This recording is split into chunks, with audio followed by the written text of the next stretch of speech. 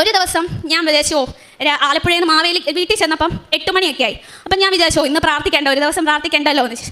അപ്പം എനിക്ക് നല്ല തലവേദനയുണ്ട്. ഞാനിപ്പം കിടക്കാമെന്ന് വിചാരിച്ച് ചാരി കിടക്കുക.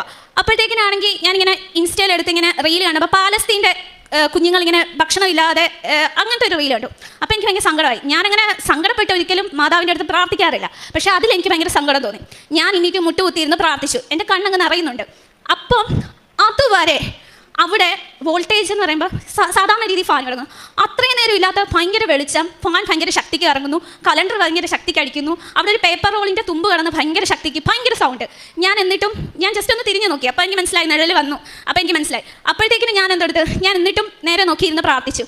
എനിക്ക് നല്ല തലവേദന ഉണ്ടായിരുന്നു. അപ്പോൾ കരഞ്ഞപ്പോൾ ഒന്നുകൂടി തലവേദന കൂടി. അപ്പം എന്നിട്ട് ഞാൻ നിർത്തില്ല, ഞാൻ പ്രാർത്ഥിക്കാൻ നേരം ഒരു വിരൽ കൊണ്ട് നമ്മുടെ മുടിയിൽ തൊടത്തില്ലേ, അതേപോലെ മുടി തൊട്ടു.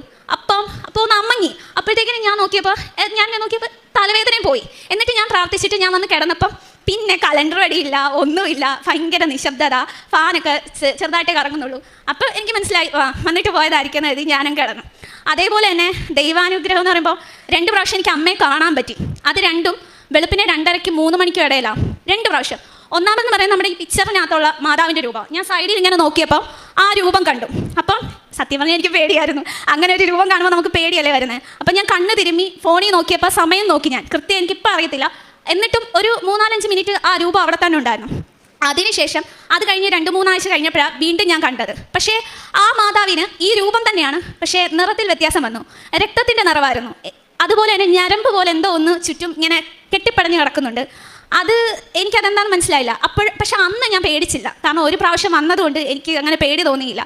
അങ്ങനെ ഒരുപാട് ദൈവാനുഗ്രഹങ്ങൾ എനിക്ക് തന്നിട്ടുണ്ട്.